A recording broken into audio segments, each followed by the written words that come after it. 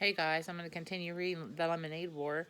Yesterday, Evan told Jessie, or he calls her Juicy, that he bought 32 cans of lemonade and he was going to sell them for $1 a piece.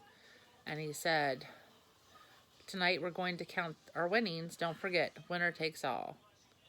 "But you don't need $256 to win," she shouted. Evan stood tall and said in that gravely voice that all boys imitated, "I don't play to win. I play to pulverize." Oh, what an idiot. Jessie couldn't believe her brother could be such a jerk. She watched as Evan put together his rolling lemonade stand in the garage.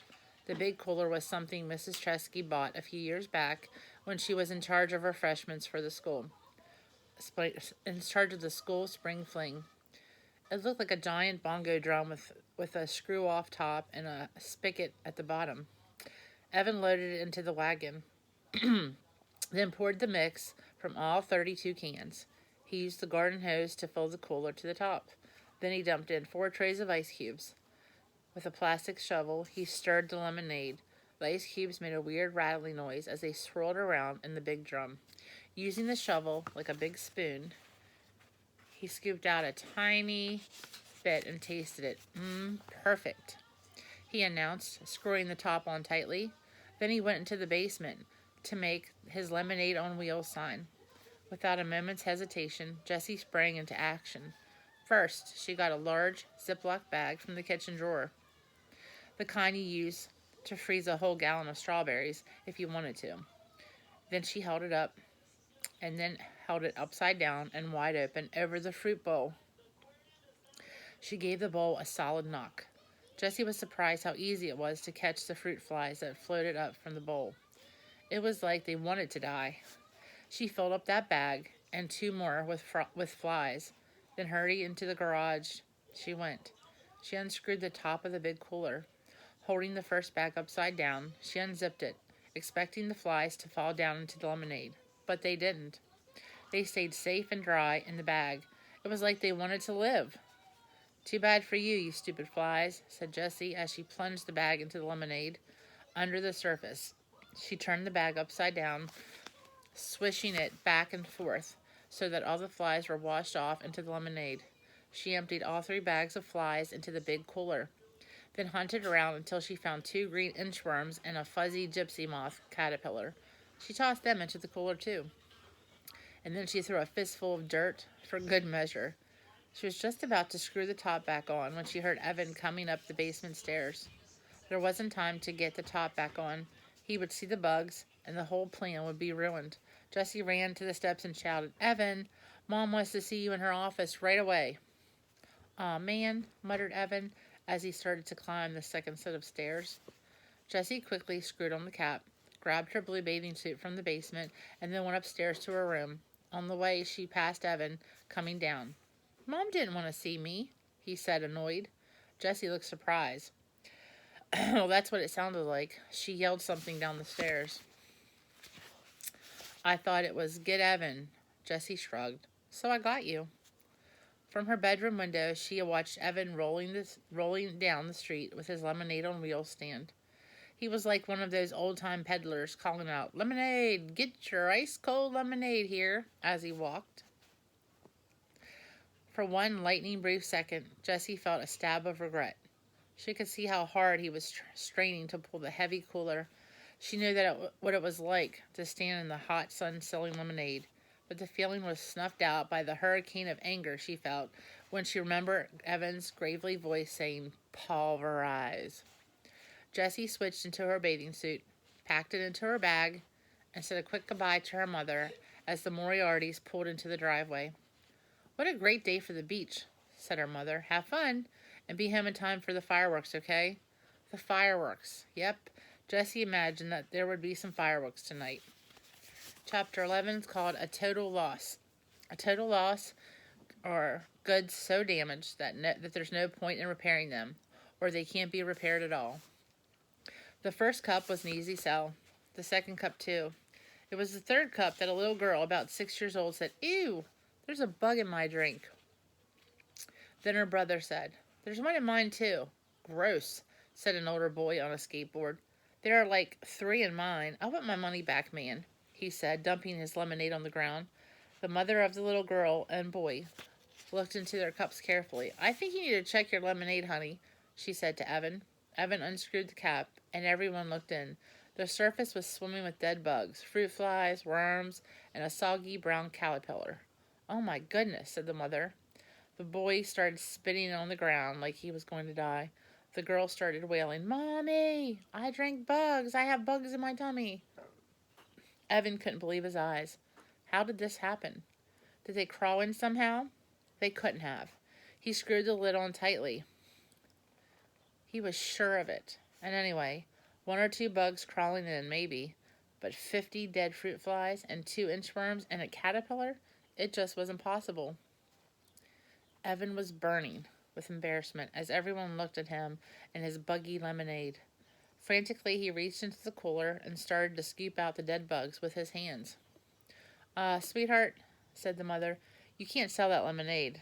I'll get them all, said Evan. I'll get everyone asked one of them. No, dear, you really can't. You need to dump it out, she said. Evan looked at her like she was crazy. Dump it out? Dump it out? He spent $40 of his hard-earned money on that lemonade and another $1 on cups.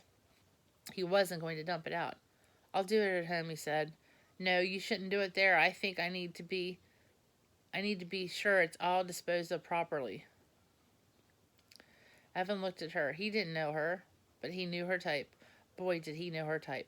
She was the kind of mother who thought she was the mother of the whole world. If you were on a playground and she thought you were playing too rough, she'd tell you. If you were chewing gum in line at the 7-Eleven, she'd say, I sure hope that's sugarless. Mothers like that never minded just their own business or just their kids' business. They thought they had to take care of every kid in the kingdom. It's too heavy for me to dump, he said. I'll take it home and my mom can help. I'll help, said the busybody mother of the world. All we need to do is tip it a little. She grabbed one handle of the big cooler. Evan had no choice but to grab the other handle. Together they tipped and the lemonade poured out on top of the cooler. They poured and poured and poured. The lemonade sparkled in the sunlight like a bejeweled waterfall and then disappeared without a trace, soaking into the parched September grass. As the last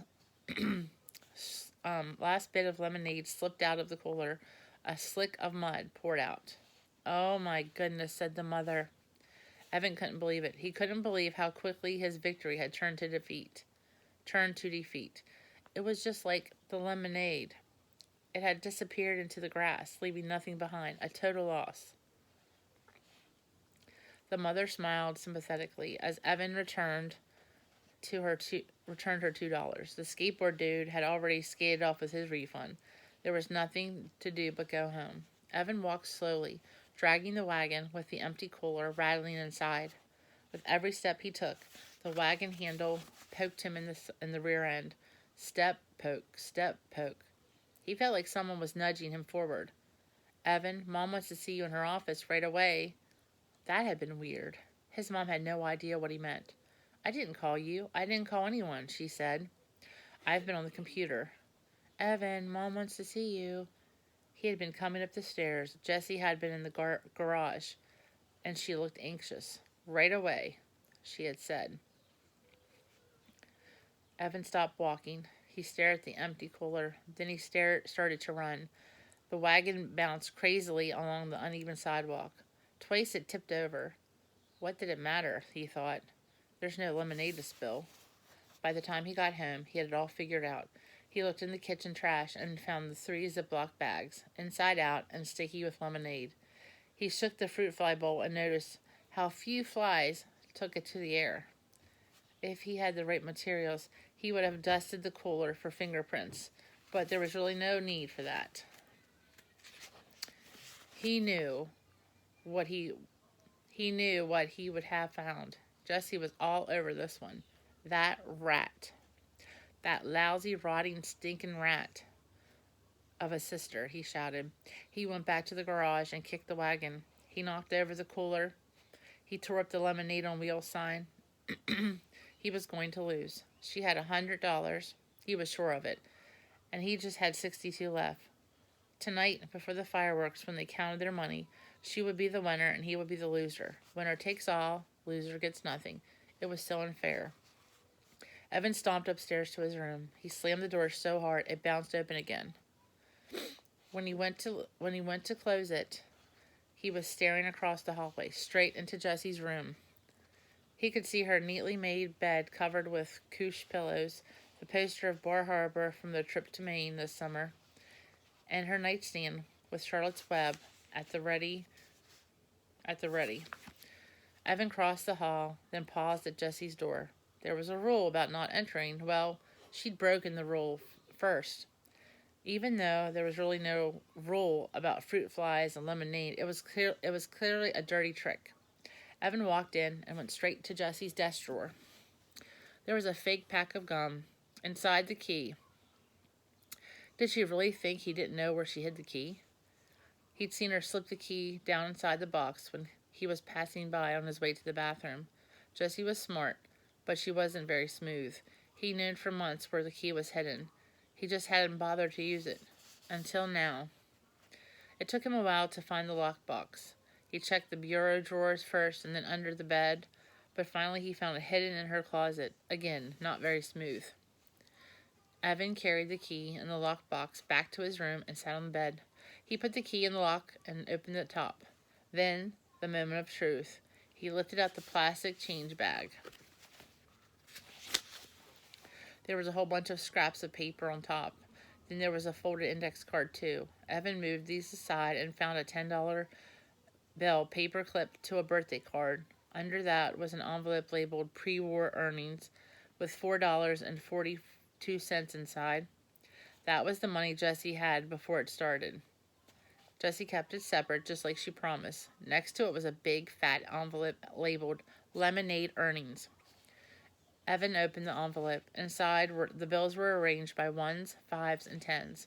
All of the bills were facing the same way, so that the eyes of George Washington, Abraham Lincoln, and Alexander Hamilton were all looking at Evan as he counted out the cash. $208. There it was, the winning wad. Evan thought of how hard he worked in that week, in the blazing sun and the scorching heat. He thought about the cooler full of lemonade pouring into the grass. He thought about handing over his $62.11 to Jessie, and how she'd smile and laugh and tell everyone that she had won the lemonade war. The guys would all shake their heads. What a loser. Megan would turn away. What a stupid jerk. Evan slammed the lid of the lockbox shut. He stuffed the envelope in his shorts pocket. He was not going to let that happen. He wasn't planning on keeping the money. Not for good. He wasn't going to let her have it tonight. When he came to show their earnings, he'd have $62.11 and she'd have nothing. He'd give her money back tomorrow, or maybe the next day after that, but not tonight. He suddenly felt a desperate need to get out of the house as fast as he could. He shoved the lockbox back into Jessie's closet and the key back into the fake pack of gum. "Hey, Mom," he shouted, not even waiting for her to answer back. "I'm going to school to see if there's a game, okay?"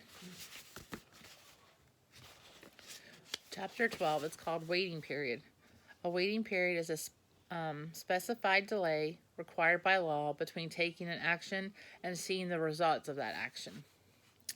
Jessie wanted to have fun. She really did. But it seemed like the more she tried, the less she had. First, the drive to the beach took 2.5 hours because of traffic. Jessie felt the car lurching forward, stop. Memo to myself, said Mr. Moriarty.